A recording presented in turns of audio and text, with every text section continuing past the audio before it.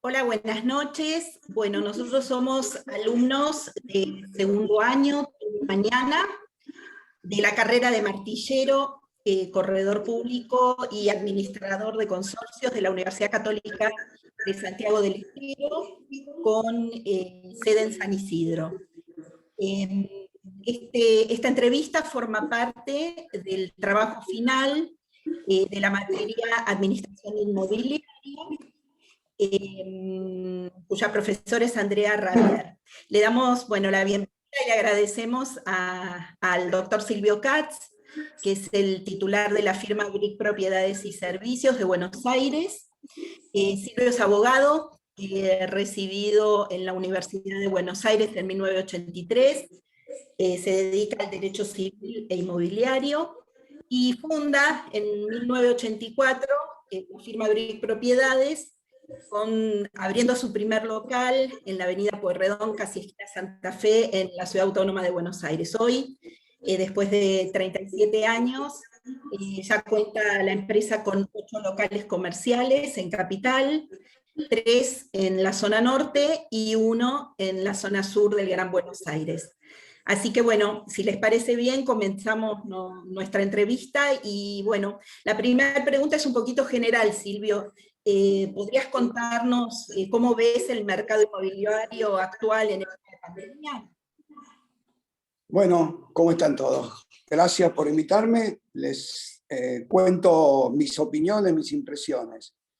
El mercado en esta época, como todos saben, está deprimido en los valores. Hay una sobreoferta enorme, por lo menos en la ciudad de Buenos Aires, donde había en un barrio 500 propiedades a la venta, hay 1.700, 1.800. Hay un éxodo masivo de todo el centro de la ciudad de Buenos Aires hacia las zonas periféricas, hacia la zona norte, la zona sur, etcétera. Las oficinas han caído completamente en desuso.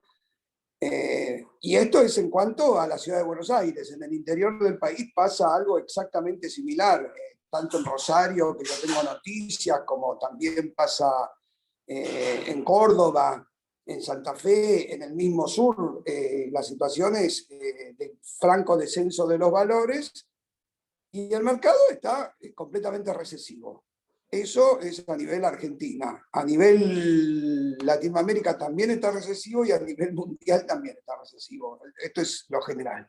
Este es el efecto pandemia, pero también no es por la pandemia, sino porque cayeron económicamente todas las variables, ¿correcto? Así que bueno, esto es más o menos el primer panorama. Si tienen más preguntas, vamos viendo.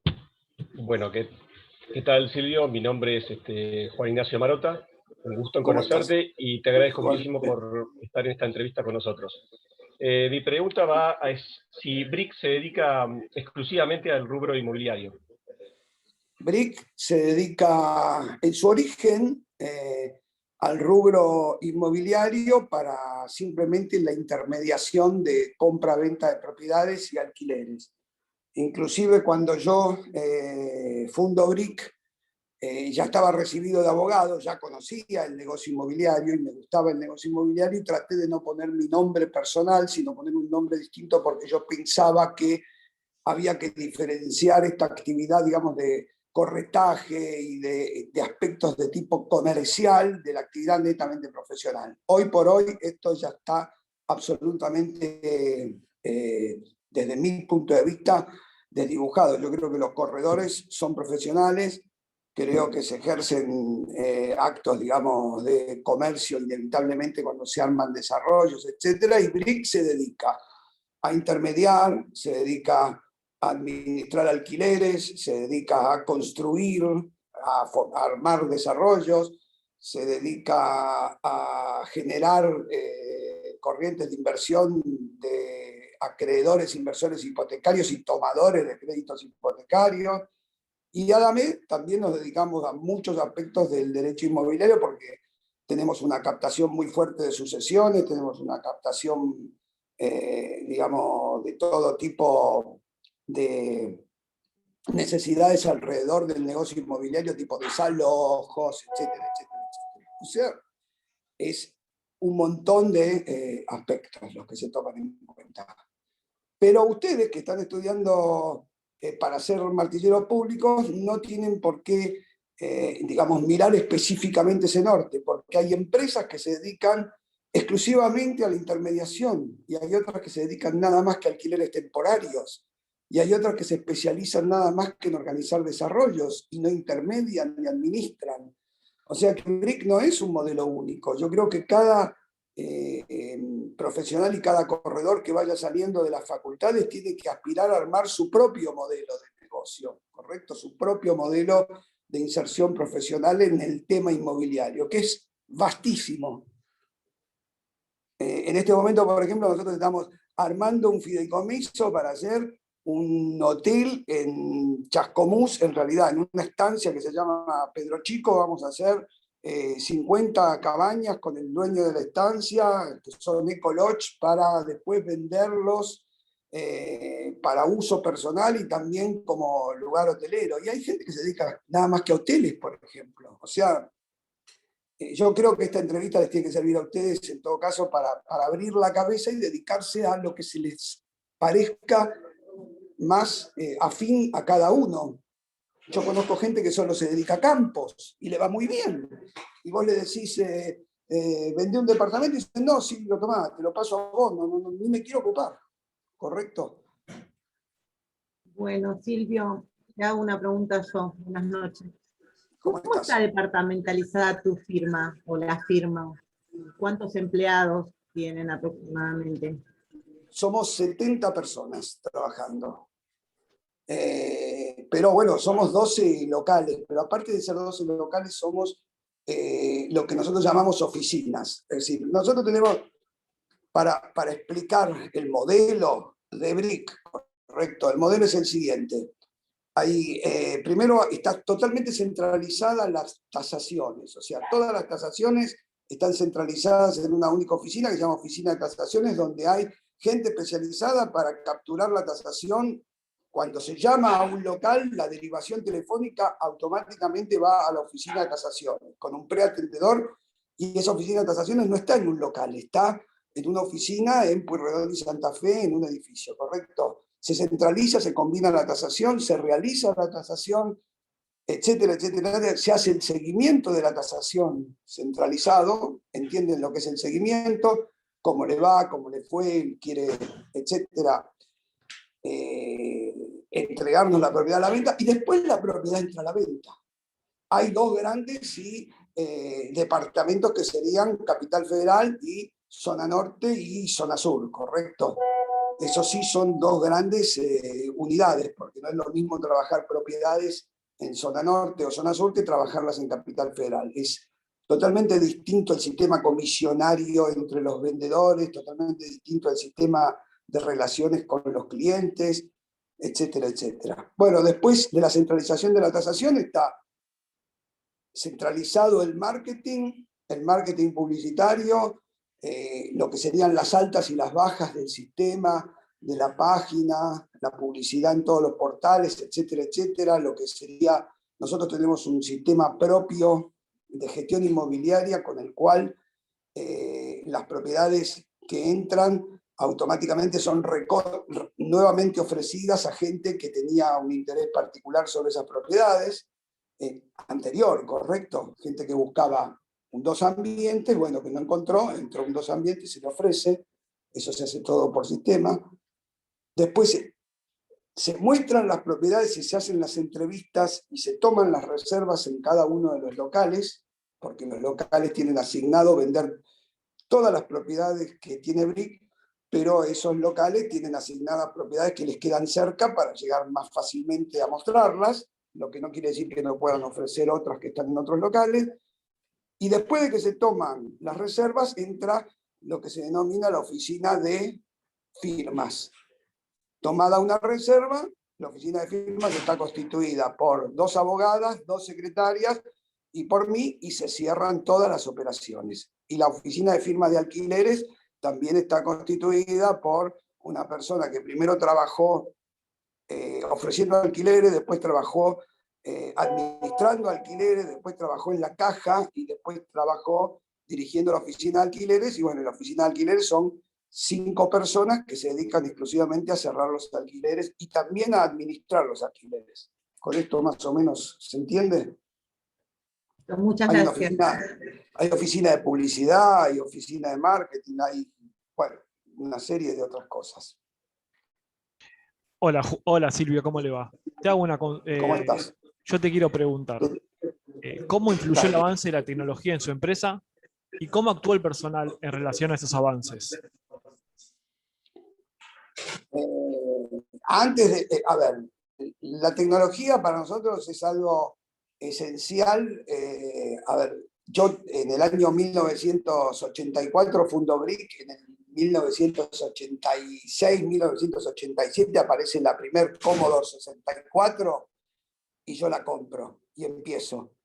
Bueno, y así fui incorporando de todo. O sea, yo soy, digamos, un dinosaurio digital porque entiendo bastante, pero no porque me haya especializado, soy totalmente, vieron que hay gente que es apolítica, yo soy atécnico, yo no sé cómo funciona, pero sé hacerlo operar. Este es mi iPhone, ¿sí? Este iPhone es una inversión, siempre es un iPhone 12 Pro Max de 512 GB. ¿Saben cuántos contactos hay en este iPhone? Lo hago rápido. Yo pregunto esto y a veces me dicen, hay 1000, hay 2000, hay 5000, no, hay 10.000, no, hay 15.000, no, acá hay 28.000 contactos. Acá está la primera agenda telefónica que yo compré cuando tenía 13 años. Si el número sigue vigente, está acá adentro.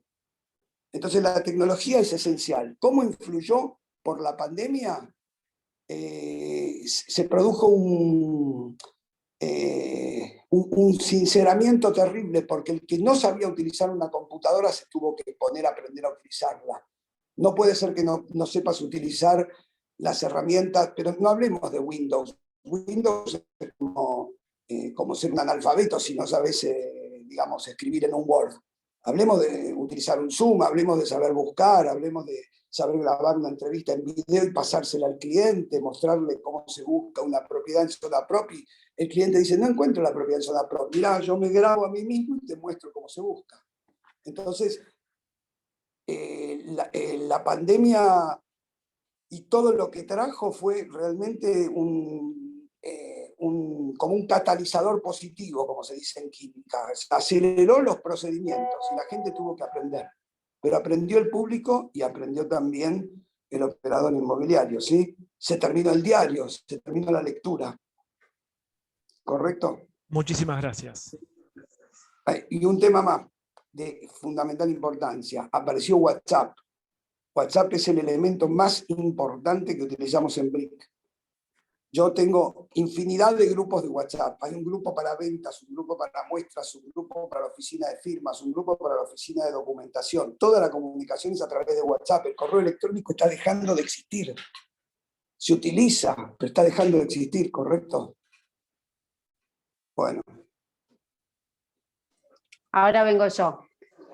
¿Qué tal? Siendo tantos empleados distribuidos en tantos locales, ¿cómo manejan la comunicación interna entre los empleados? Primero están, es redundante pero sirve, primero están los grupos de WhatsApp. Después está, por supuesto, toda la comunicación telefónica. Nosotros tenemos toda comunicación IP, toda la zona norte es avanzada, las zonas de capital no lo hicimos todavía, pero la zona norte es todo a través de tecnología con Anura, que es lo más importante que hay en tecnología IP en el país. No lo podemos hacer en Capital Federal porque hay algunos teléfonos que son analógicos, que son teléfonos que están en el imaginario de toda la gente y no lo podemos cambiar. El 48225959 es un teléfono que le pertenece actualmente a Telecom. No hay portabilidad numérica, entonces no podemos hacer que toda la tecnología sea IP. La llamada que entra analógica tiene que permanecer analógica, ¿está bien? Pero la comunicación se produce fundamentalmente en los grupos de WhatsApp y en grupos de Zoom que vamos armando con los distintos integrantes, una vez por semana, una vez cada 15 días, etc. Antes la comunicación era con reuniones, hacíamos reuniones en la oficina central y en esas reuniones hacíamos un almuerzo y venían todos los vendedores, bueno, comprábamos pizza, empanada y estábamos 3 horas hablando de un montón de cosas. Fue muy importante el cambio, fue muy interesante, porque ahora no hay tiempo para perder. Entonces se habla de lo que hay que hablar y se corta, porque nadie se soporta estar frente a una máquina 6 horas. ¿Correcto? ¿Explica la pregunta? O sea, la comunicación es fundamentalmente oral. Yo les agrego una cosa que es importante, yo odio el audio, no permito el audio. Cuando vos me mandás un mensaje a mí, sale un mensaje automático en WhatsApp que dice, por favor, no me mande audio, solo mensaje por escrito. Si usted me lo mandó por escrito, no se haga problema, porque el mensaje por escrito deja asentado, y no es porque yo sea abogado, sino simplemente deja, primero, la facilidad de leer rápidamente y la facilidad de contestar rápidamente. Hoy toda la persona que tiene un celular sabe hablarle al celular y el celular escribe por uno. O sea, yo le hablo a mi celular y el celular escribe perfectamente. Tiene el lenguaje predictivo, lo reviso para no decir ningún error y nada más, ¿correcto? Hola Silvio, ¿cómo estás? Soy Marisol y mi pregunta es ¿cuál es el perfil de empleado que trabaja en BRIC en cuanto a edad y nivel sociocultural? Bueno, todos los perfiles. Primer punto. BRIC es multiperfil. Voy a explicar por qué. Primero, ¿con qué trabajamos nosotros? Esa es una pregunta típica cuando entra la primera entrevista. La mayoría de los empleados trabajamos con propiedades. Nosotros no trabajamos con propiedades, trabajamos con gente. La gente es lo más importante que hay. La relación personal con la gente es la que va a traer después el negocio y va a traer el cierre y va a traer los honorarios y va a traer la vuelta del negocio. Entonces, necesitamos todo tipo de personalidades. Hay gente que es... Nosotros tenemos un cadete hace 30 años, que la semana que viene, con ahorros que hizo trabajando en BRIC, no porque se le pague una fortuna, sino simplemente porque lo fuimos guiando, la semana que viene escritura un departamento de 2 ambientes que logra comprar en $45.000. Cuando yo lo conocí a este cadete, yo dije, este pibe me va a servir. ¿Por qué me va a servir? Porque era un pibe totalmente callado, introvertido y totalmente perfeccionista y obsesivo. Es así hasta el día de hoy, no lo podemos cambiar. Pero no hubo ningún otro cadete que sea tan genial como este, porque todos los demás trabajaban de cadete un tiempo para irse. Él se quedó. Es un ejemplo, ¿correcto? Los vendedores tienen que ser comunicativos, tienen que tener capacidad de generar empatía. Los que trabajan en las áreas contables no pueden estar todos los días justamente con capacidad de empatía y comunicándose. Tienen que ser muy precisos porque cada error cuesta muchísimo, no dinero, sino muchísima gestión volver a solucionarlo. Les cuento una anécdota mínima de la República Argentina. Hace 5 años nosotros demolimos una casa y construimos un edificio. Hace 7 meses estamos esperando que Metrogas nos conecte el gas. ¿Saben por qué Metrogas no nos conecta el gas? Porque Metrogas, a pesar de que demolimos y que hicimos el corte de gas, durante todo este lapso que pasó de 5 años que se hizo el edificio y se terminó, lo estamos vendiendo, no registró que no había medidor. Mandaba un consumo estimado a un lugar que no correspondía y como nosotros pedíamos gas, suponían que teníamos gas. Metrogas, correcto, empresa privada, antes empresa del Estado. ¿Entienden lo que es un error humano? Es terrible. Estaba registrado, les presentamos un acta, les mandamos un acta por escribano público y en los últimos 15 días logramos que Metrogas pida perdón y conecte la semana que viene el gas. Bueno, eso mismo pasa en cualquier empresa de la República Argentina. Perfecto. ¿Qué tal, Silvio? Buenas noches. Quería consultarte yo, ¿qué tipo de características poseen los líderes en tu empresa? Quizás vos como líder o la gente que vos crees que es el líder que está debajo tuyo, ¿no? Gerentes, por ejemplo. Primero, nadie está debajo mío. Yo estoy al mismo nivel que todo el mundo. Yo charlo con absolutamente todos los empleados, operadores, con el personal de maestranza, con todo el mundo. No es demagogia, es importante porque si no uno no se entera de lo que está pasando. Segundo, los líderes son líderes naturales. Son los líderes que son líderes en los equipos de fútbol, o son los líderes, los vamos descubriendo. Nadie puede conocer un líder en una primera entrevista ni en una segunda entrevista. Se necesita un semillero, no se sabe quién es un goleador. Se necesita que trabaje. Y hay líderes, por ejemplo, la que maneja la oficina de tasaciones tiene un liderazgo impresionante en el buen trato con el cliente. No hay nadie que se haya quejado, se llama Belén, no importa. Nadie que se haya quejado de Belén. Belén tiene un trato espectacular, es increíble. No estudió protocolo, no hizo absolutamente nada. Tiene un trato de una amabilidad impresionante. Le decís la cosa más tremenda del mundo y no se inmuta. Y te contesta y te lleva adelante toda una entrevista. Después tenemos un líder que se dedica exclusivamente a tratar la baja de precio. Porque la propiedad entró, pero después hay que bajarla de precio. Jamás se pelea, siempre tiene fundamento, tiene una capacidad espectacular para hacer esa tarea, ¿correcto? Después, y así, distintas situaciones. Y aparte, una cosa que sí les voy a decir que les puede servir mucho con el tiempo, es lo que nosotros llamamos el cambio de mano. El cliente a veces no engancha con el líder, y a veces engancha con el tipo más común que está en la empresa. Hay que cambiar las manos, hay que correrse. Nosotros necesitamos vender, no necesitamos tener ningún tipo de orgullo ni de falso amor propio en que yo lo logré. Brick lo tiene que lograr. Entonces, Con quien el cree cliente, que tiene mayor empatía, quizás, ¿no? con quien se lleva mal, hay que correrlo. A veces me corro yo. A veces yo estoy para servir el café, no tienen la menor idea de que yo soy el dueño de Brick. A mí no me interesa, me corro, me levanto, me voy. Y así sucesivamente todos. O sea, hay que tener cintura, hay que tener agilidad. O sea, el liderazgo justamente es descubrir a esa persona que tiene la capacidad de relacionarse mejor con los clientes. Bárbaro, muchas gracias, Silvio. No, por favor. Hola, buenas tardes.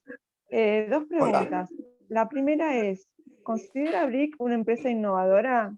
Y la segunda sería, ¿nos podría dar un ejemplo?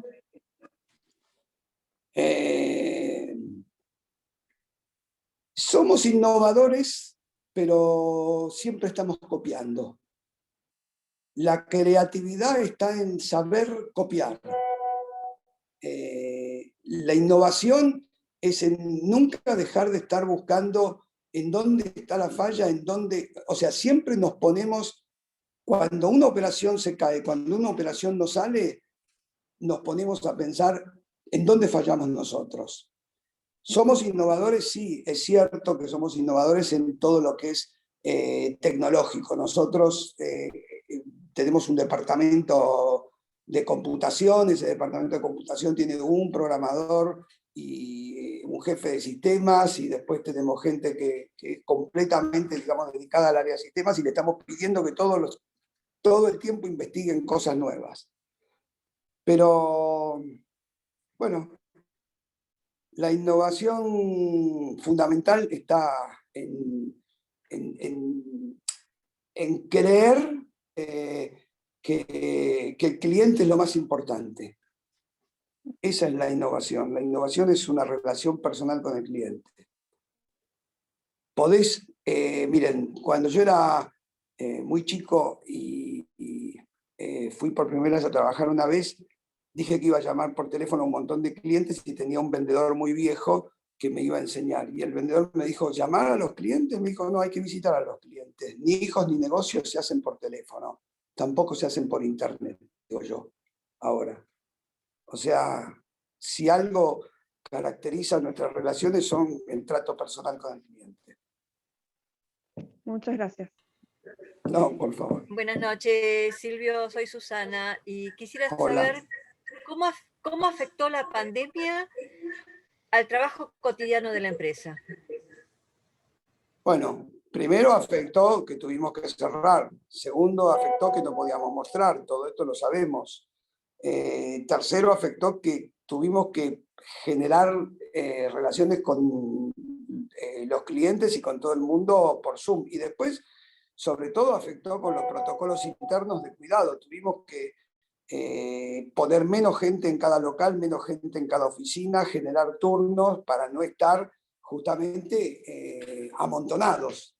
Necesitábamos estar juntos, pero no amontonados. Entonces, donde trabajaban 4, hicimos lunes, miércoles y viernes 2, y martes, jueves y sábado 2. ¿Correcto? De esa manera pudimos... la verdad que por suerte tenemos, en todo el grupo, hemos tenido 6, 7 personas con COVID.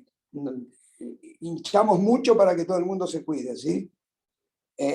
Tuvimos que poner remis para traer a la gente de zona sur, que venía a trabajar a Capital. Fue un impacto tremendo. Bueno, ya ahora ya nos hemos acostumbrado, ¿no? Gracias. De nada. Hola Silvio, buenas noches. Mi pregunta era, ¿qué opina del home office? El home office es excelente, pero nadie puede trabajar 8 horas haciendo home office. El home office es excelente si aceptamos que hay que trabajar 2 horas, descansar 1, volver a trabajar 2 horas, descansar 1 y volver a trabajar otras 2 horas. No podemos trabajar más 8 horas seguidas. Nadie puede estar frente a una computadora trabajando 8 horas. Yo trabajo muchísimo, mi instrumento principal es el iPhone, hablo todo el tiempo con la gente y yo mismo me obligo a cortar, porque es importante descansar. Igual es absolutamente necesario, imperiosamente necesario, no se puede seguir trabajando todo el mundo al mismo tiempo en el mismo lugar porque cada vez corremos más peligro por el COVID, ¿correcto? Pero yo creo que el home office llegó para quedarse. Yo creo que cuando el COVID se termine de retirar o lo terminemos de vencer con vacunas y todo lo demás, se va a seguir sosteniendo el home office porque es práctico, porque es bueno empezar a trabajar en tu casa, levantarte a las 9 de la mañana y trabajar hasta las 12 y no levantarte a las 8 para llegar a las 9 y para después volver a las 7 de la tarde. Entonces se puede organizar, es muy bueno el home office. Tiene que haber buenas leyes desde el punto de vista laboral con el home office, ¿no? Que es algo que también tenemos que aprender todos. ¿Contesta la pregunta? Sí, muchas gracias. Bueno. Hola Silvio, buenas noches. Hola. Nosotros queremos saber también qué expectativas tiene en relación al rubro inmobiliario para el próximo año. El rubro inmobiliario es un reflejo de lo que sucede en el país. No sabemos lo que va a suceder en el país. Realmente no lo sabemos. Primero no sabemos qué va a pasar en el contexto internacional. Hace 2 días, o sea, hace 15 días, Israel se sacó los barbijos. Ayer volvieron a ponerse los barbijos. O sea, ni en el país más pequeño, con más poder sanitario y con más poder de salud del mundo y poder económico, etcétera, etcétera, saben lo que va a pasar. Entonces, es muchísima la incertidumbre. Pero no nos queda otra alternativa. Por suerte, no estamos en una guerra entre nosotros, estamos en una guerra con un enemigo común a todo el mundo. Todo el mundo lucha contra el COVID. Esta no es una guerra entre oeste, este, norte, sur, etc. Es una guerra, es una batalla con un enemigo común. Entonces yo creo que la incertidumbre es muy grande y lo más difícil es aprender a vivir dentro de la incertidumbre. Pero vamos a vivir en la incertidumbre. Yo creo que quizá el año que viene, una vez que, en concreto, una vez que pasen las elecciones legislativas, se defina cuál es el panorama y se defina también, esto es muy concreto, muy argentino, ¿no es cierto? Cuando se defina un poquito el futuro de la deuda, cuando se defina un poquito el programa, porque tenemos digamos, tenemos el oficialismo que dice que hay programa, pero que el programa no le gusta al Fondo Monetario Internacional, y tenemos la oposición que dice que no hay ningún programa y por eso el fondo requiere programa. Bueno, esa tensión es una tensión argentina, ¿correcto? Eso se tiene que definir para un lado o para el otro. Igual yo personalmente siempre tengo esperanza. A mí el negocio inmobiliario y el corretaje inmobiliario y la profesión inmobiliaria y todo lo que está alrededor siempre me dio satisfacción. Hay que tener esperanza y hay que seguir trabajando. Silvio, te voy a hacer Hola Silvio, mi nombre es Facundo, te voy a hacer la última pregunta. Dale, ¿Cómo crees que se modificó el trabajo de los líderes en la pandemia? Fundamentalmente se modificó porque se descubrió que mucha gente que era líder de una determinada manera no necesariamente pudo sobrevivir al modelo de la pandemia. Por ejemplo, aquel que era líder en la comunicación personal, pero no pudo adecuarse a la comunicación tecnológica, rápidamente, quedó descartado, tuvo que aprender. Entonces, si ustedes están buscando un modelo de liderazgo, el modelo de liderazgo en la pandemia todavía no está conocido, esto está recién empezando a experimentarse. Yo creo que fundamentalmente el modelo de liderazgo que va a quedar escrito en los libros en los próximos años es que el líder es aquel que tiene la versatilidad de cambiar, que tiene la capacidad de variar con velocidad frente a las cosas que están sucediendo. Pero es un desafío enorme, pero es un desafío muy interesante. Yo creo que van a suceder cosas sorprendentes, muy, muy interesantes. Ustedes van a vivir un mundo totalmente diferente. Ustedes van a vivir un mundo donde van a poder mostrar una propiedad en forma robótica. Porque con realidad virtual vas a mostrar una propiedad. No vas a mostrar una propiedad digamos, de poco valor, pero una propiedad de mucho valor ya se muestra hoy en forma robótica. Te pones un casco 3D y estás caminando la propiedad. Tienen que conocer eso, lo conocen, ¿correcto? Toda la tecnología que hay ahora. Entonces es sumamente interesante. Es un desafío muy lindo. Ustedes van a vivir un mundo muy extraño en el cual las reglas no son las reglas que tuvimos antes. Las reglas generales sí existen, pero ustedes van a establecer nuevas formas.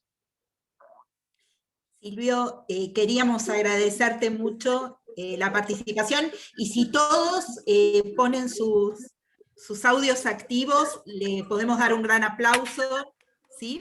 ¿Les parece? Y gracias a ustedes. Muchas gracias, Silvio. Gracias. Es una linda oportunidad y cuando quieran charlamos sobre cualquier tema específico. Buenísimo. Muy muchas amable, gracias. gracias. Muchísimas gracias. Gracias. Buenas noches. Buenas noches a todos. Un beso para todos.